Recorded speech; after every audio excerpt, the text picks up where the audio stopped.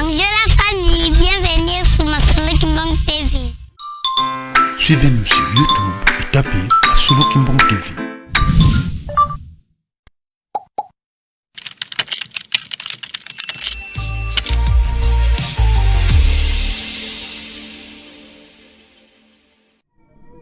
Eza fierté pona nini maenionso oyo nazali kosala ezali nde maloba bapapa ezala papa Kisolokele, papa dia Lungana pe papa dia Ngenda Kontima oyo babanaki korekomande surtout pona ngai dire un mot na papa dia Lungana oyo abandaki koloba ntango nyonso eke ngai nakosepela mingi soki ofandi mingi na nkamba koza na makanisite ya kobima na nkamba soki osalili yango ndenge wana ngai nakosepela mingi. Papa Kisolokele abandaki koyebisa nga ntango nyonso eke mbenza le développement d'un Nkamba c'est toi. Alors qui encore trop jeune et jusque là ça me disait absolument rien, mais lokola sikoyo kabandi ko vivre yango te on a monité batata ndenge balakaki yango déjà kuli kosalama. Et voire même que en 1989 ndenge bafandaka awa papa Kisolokele lokola azalaki mokonzi ya administration na kati ya société ya Inibra nde abengisaka le directeur financier ya société ya Inibra M. Kamat pe M. Erings oyo azalaki agronome principal la société Inibra pour être travailler na bango ensemble kolona loso masango kino ko industrialiser yango donc bazalaka invité awa en tant que papa Kisolokele président du conseil d'administration ya Inibra ndenge invitaka bango awa na nkamba ndenge bayaka et na ntango wana nazalaka présenté presque bapapa babengisaka bato bamboka nyonso pour dire eke ngai nde nakotambusa bango ndenge nini tokokultive loso na masango et toselimitaki kaka na loso na masango te tokendaki petu na café na cacao. C'est ce qui fait aujourd'hui et que na ONAPAC lelo ndenge azongisi projet yango awa na nkamba koloba ete ba projet oyo batata lokola ezali kose réaliser te nga naza na esongo mingi malgré eke souci na ngai ezalaka eke nakende plus loin nasala agronomie na ba université mais bapapa balobaka ete formation nyonso okozela yango awa yango mpe ezosalama lelo toza koavance na agriculture. Donc wana ngai eza regrete mais naza kosepela parce que tata ndenge balekaki ngai kola makambo eza ko se réaliser, donc c'est une fierté. Et nalobaka ngo ntango nyonso ke bapapa nazwaka bango lokola bapapa na ngai te lokola bapapa nyonso kaka tata aboti bana me bazali banzambe, parce moto ayebisi yo likambo eke ezosalama mpe ndenge alobelaki yango, donc bazali banzambe. C'était le 16 août 1972 que papa Dialungana apesaka nga machette oyo ezali kifuna kataka elanga. Je me souviens que le 4 septembre 1999, papa Dialungana ayebisi nga ke bilanga ya baloso kotika te, mpe apesaka ngai jaquette ofo nalataka po ete ntango nazokokende bilanga loso nakimbelaka malili. Elamba wana ti siko naza nango. Nga nabotamaka na kati na ndako ndenge ye moko papa na mama bayebisaka ngai, nabotamaka na kati na ndako. Bon, eke ntango nazo kobotama mama ayebaka te ke nga nabotami, ayebaka te ke nga nabotami. Ndenge ya mama ndenge abanda koyebisa ngai, mpe ye moko mpe papa ayebisaka affaire. C'était, si je ne me trompe pas, un dimanche à 7h du matin. Dimanche ezalaka ke bamama bayebi ke bakokende na bango epai te, balamukaka toujours na retard. Alors ngai nabotami, mama azoyeba te ke nga nabotami, naleli mpe te, mama alali na ye, nga mpe nalali na ngai. Mais enfin papa ntango aye kokota na ndako la chambre, mais maman ça fait ntongo si eta ndenge nini azolamuka te akende mai te, wana papa si abimaki na ye, abimaki ne avant. Alors akende kotala boye mama alali na mwana pembeni, mpe papa alamusi mama, me ndenge nini olali?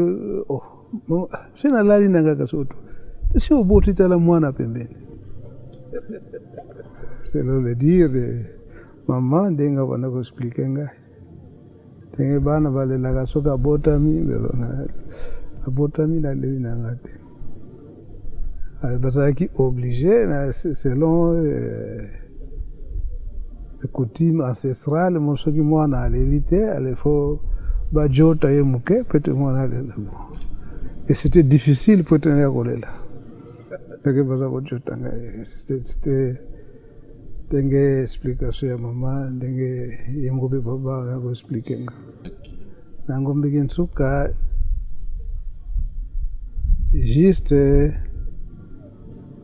ndako yango ezalaki na place papa Petrov Masamba, ndenge batongi ndako wana, donc ndako yango ezalaki wana.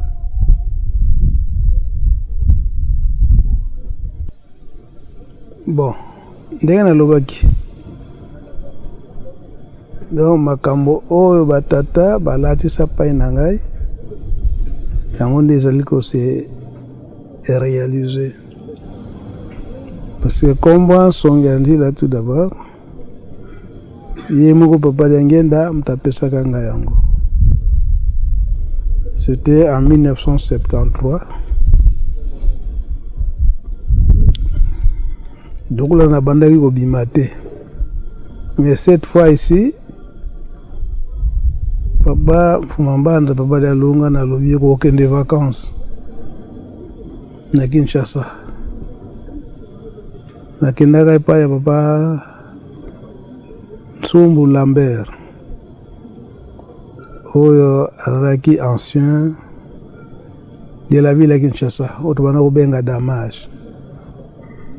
Ye nde mutu asengaka na papa Mfuma Mbanza nakende me ezalaki bolingo na bango parce que posa ya papa Mfuma Longo na papa Kisolokele ezalaki te biso bana tokende vacances na Brazzaville ti tokoma ti na Pointe-Noire. Alors permettez-moi de le dire, pour ça papa ezalaki ete mwana ya papa Mfuma Mbanza mpe azala oyo afandi mingi na kamba oyo abimaka te. Posa na bango ezalaki ndenge wana. Alors papa Mfuma Mbanza ayebisi ngai ozokende Kinshasa epai ya papa Lambert, mais ye papa Lambert atindaka leki na ye papa Voyage Alphonse d'avance aza awa na nkamba. Ye papa Mfuma Mbanza ayebisi ndenge bozokokende na ye nayebiki azokende vacances epai na bino, mais avant akende kofanda epai na bino soki bokomi na butu makasi d'accord, mais soki bokomi na bino attend directement bolekana na monkoto soki bomoni Mfuma Longo papa ya ngenda nde siko bokoya kofandisa ye epai na bino na ndako. Mais Mfuma Longo akoyebisa ye likambo. Effectivement tokenda koma na ba 23h emonanaki ete na retard papa babanda kofanda na Bandal tongo nango na 5h30 nde papa Voyage wana amemi ngati pa papa Mfuma Longo na culte matinale. Kokoma wana azokoma na culte matinale mokolo wana mpe papa Mfuma Longo aki koasiste na culte wana ntango amoninga culte ntango esili kaka atindi protocole ekozwa ngai. Tokoti na papa Voyage alobi tout de suite là valise na iza wapi esika nalalaki na Bandal okende kozwa valise bodo okende Brazzaville. Asangisi bandeko na ngai ya Gombe mpe ya Mokoto abi ete sika bozokende Brazzaville, kasi ngeye Nkazi Mbenza omapele souvent Nkazi Mbenza mpona nini nazwaki kombo ya frère ya mama Mwilu bango noko eba papa ye mpe akangamaka na papa Simon Kimbangu. Ngeye ukala nsongi ya nzila kolakisa nzela ndenge tokokende yale papa na nakenda Brazzaville te nzela Brazzaville kutu nayebi yango te ndenge nini kosalaki ngai nalakisa nzela. Bo tozalaka na bapapa Bantidi oyo azalaka Pasteur Kimbangisi Munianga, pa Michel azalaka secrétaire ya papa Kisolokele tokendaka na ye songi ya nzila ngeye. Donc bizaleli oyo biso batata tokolingaka bizaleli wana yo mutu kolakisa yango, yo mutu kolakisa pa ya bandeko na yo ezala mabondeli ezala maloba yo nde mulakisi nzela songi ya nzela. Bango moko balataki ngai na ndenge tokendaki Brazza tosalaki 2 semaines, donc soit une semaine à Brazzaville, une semaine à Pointe-Noire, na ndenge tozongaki. Donc koloba ete ezala mabondeli ezala parole ngai nazalaka liboso. Na ntango wana nauti mpe mboka lingala na yebaki te na discuter pa ya papa papa d'angenda na yebi lingala te ya lobi tokozala na yo tokolata yo nyonso wana kosala ndenge kutalobaka naki ngeye ndapotikisi kaka eleka ndenge wana ya nzela ye moko papa d'angenda tapisa 1973 mpo na ngai nayebi ekizala mabongisi ya tata nzambe tesala ndenge wana bon mpe mariage na nga ezalaki na le 24 août 1991 wana nde sikoyo nayaki koyeba mpe kose pose plusieurs questions na mois d'août parce que ngai mariage na nga nayaki kopréconiser yango peut-être que na mois de juillet mais papa d'angenda ye moko ayebisi ngai ke te nga moko na kopesa date ya mariage na yo. C'était en 1991 en 91 mais ye moko alobi eke nga moko na kopesa date ya mariage na yo. Bon telemaka nga nazalaki déjà prêt et puis likambo ya mariage eutaki pa na bango moko na 1989 to nga namonaki ete fona kokisa promesse ya batata nde nalobaki fona bala naye kotia date ya le 3 août parce que bamariage na biso elandanaki na ya papa Arma. Bon nga nakanisaki lokola ezalaki trop proche mois de juillet mpona na papa Arma yango naye kotia siko le 3 août ye moko papa d'angenda alobi ke lokola kotia date ya 3 août zwa biloko oyo obongisaki mpona kobala mwasi na yo kende kotika ba baparent ya mwasi nake kotika biloko pa ya baparent ya mwana mwasi. Bon nde aye kobenga nga ye moko papa d'angenda alobi ete ngai moko na fixe date ya le 24 août. Donc ye moko papa d'angenda papa Bobe mutazalaka à côté abengi papa Bobe ke nga na tie date ya le 24 août ya mwana na ngai Kazimbenza mpona nini date wana ezali très significatif ezali nde na 1956 yango nde bacolon blanc badecidaki eke balibere baétat d'Afrique noire nyonso balibere bango bapesa bango indépendance en 1956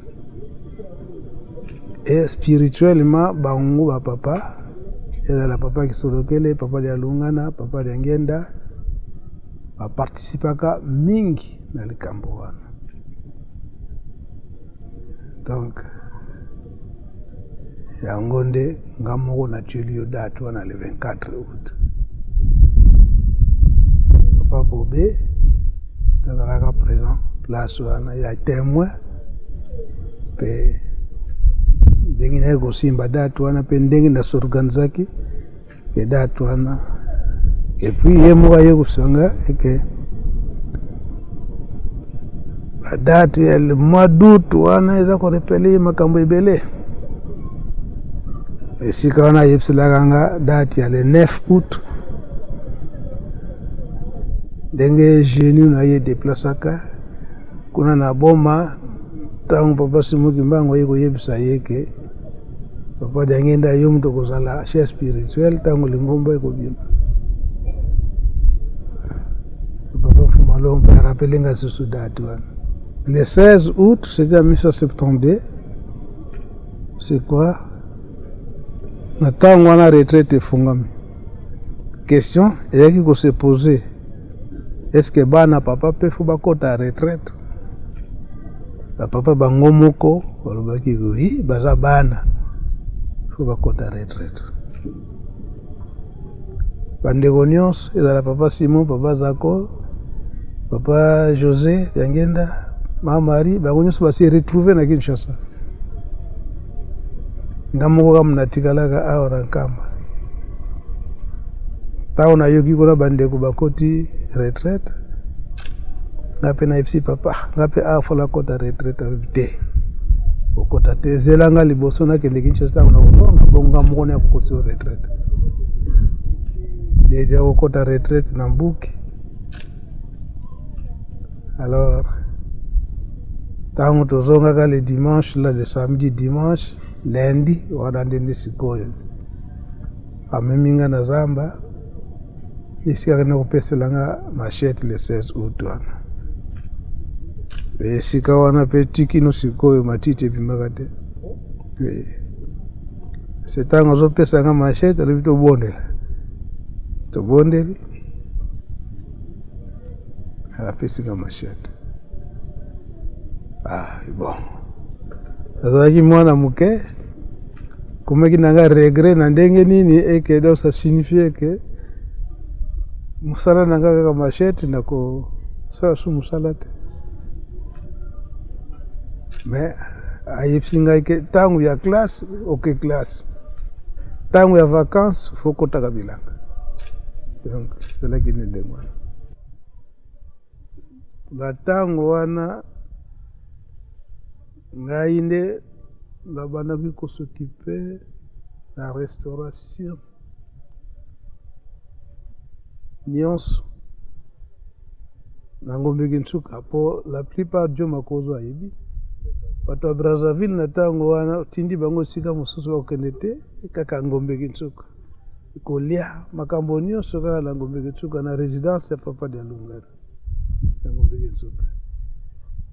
Esika wana nde papa abandaki kolinga te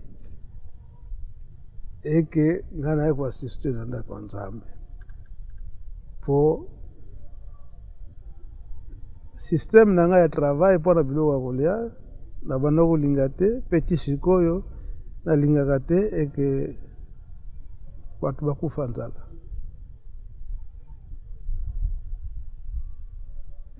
Kolamba soki namoni bamama manevre nga moko nabandaki kolamba na ntango wana.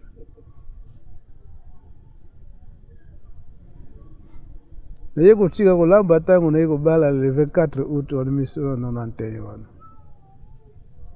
Ye moko papa Yangenda ayebisi ngai ke sikoyo kokota so na cuisine te, kala babongisela yo bakotiela bona mesa. Parce qu'en tout cas tongo ba 4 heures ndenge kala lamukaka sikoyo nalamuki na ntango wana fona kombola ndaku libanda na chema ya moto nasali préparation mbala moko oyo biloko bakolamba la journée. Et puis nabanda kolinga retard te ke biloko ezala na retard na kobela instruction papa de Lungana nde yango wana. Eloko moko apesaka nga kwanga kata na yo me fufu kolamba fufu te. Fufu wana mpona bana basi kaka balambaka fufu, kolamba fufu te. Me kolamba ntuka so namoni bamama retard nga moko nakoti na makusa nyonso loko nyonso nayebaki kolamba nyonso mpe nakoservir mutu nyonso nakobosana mutu te. Ezala te mopaya aye brusquement tuka fona débrouiller kaka po alia mpe fona yeba mutu nyonso akolala esika nini. Malgré ntango wana bandako ezalaki mingi te me fo toluka bandako ya bato ya Ngombe Kinsuka esika nini tokolalisa bapaya. Donc grand devoir nazalaki nango nde yango wana. Même nazotanga classe mais so nasilisika classe mosala nanga wana. Avant mpe nakende classe natikali kobongisa makambo nyonso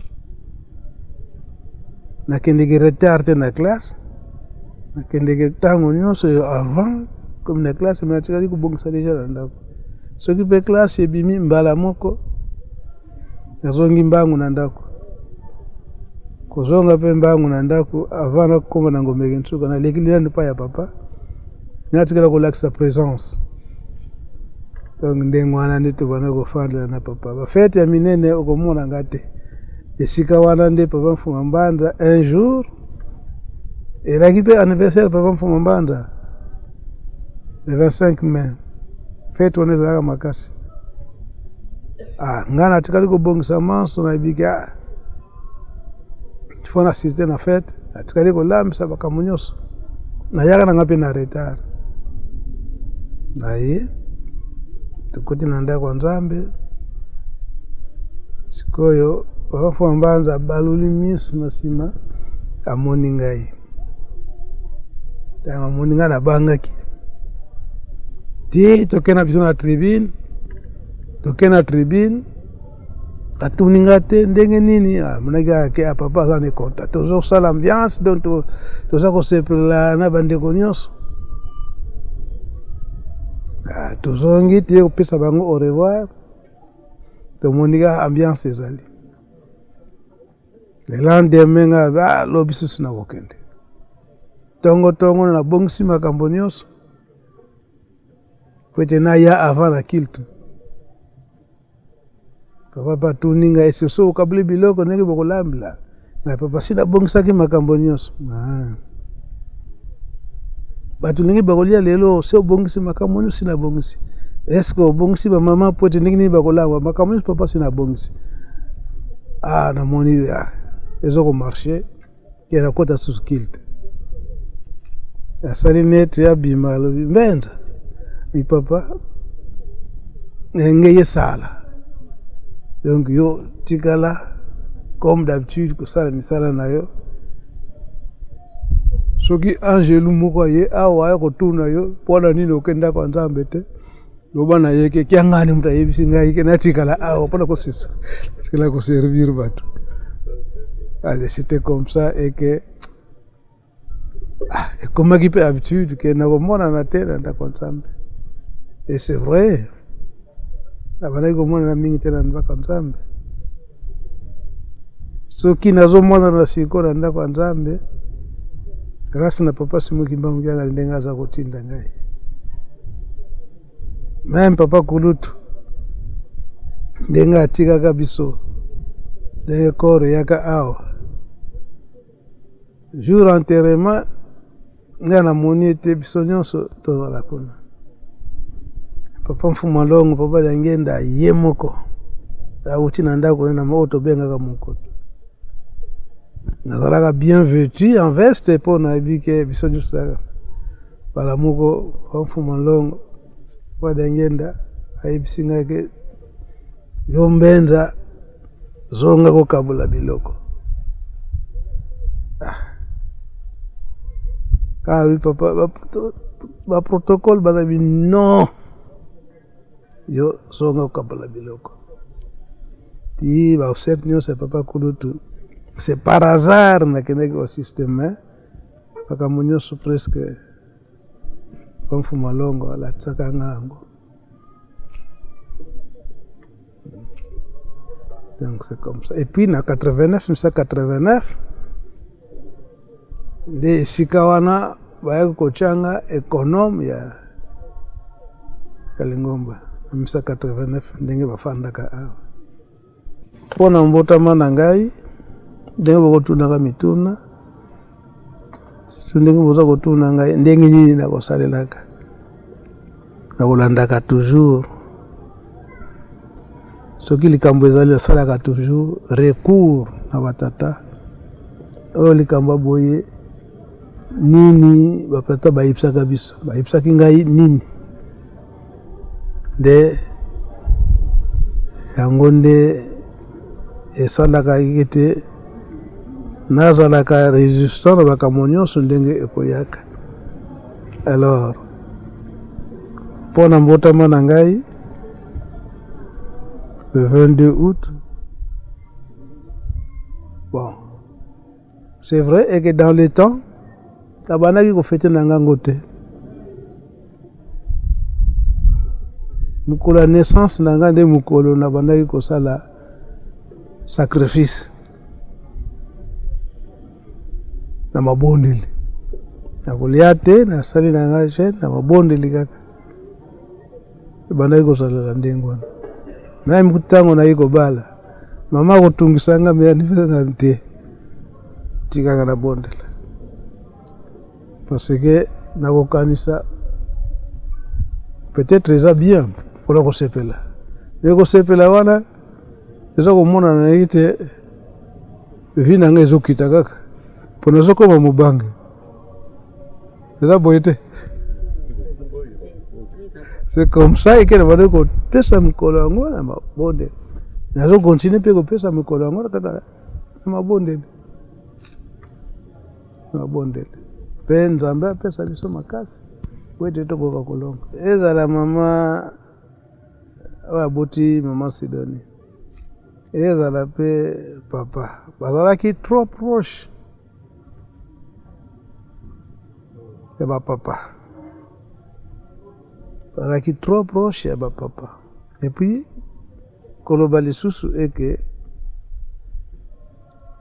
mama oya boti mama na biso tata na ye azalaki mutu ansala donc ezalaki na balien na famille ya mama Sidonie oyo koko ya mama oyo boti biso mama kiwa sisula kombo na ezalaki papa Nkasa yango coordinateur apesa mwana kombo ya Nkasa oyo aza actuel coordinateur provincial ya Congo central. Donc, Balia et Zawan. Ce n'est pas un hasard. Bonjour la famille, bienvenue sur Masolo Kimbang TV. Suivez-nous sur YouTube et tapez Masolo Kimbang TV.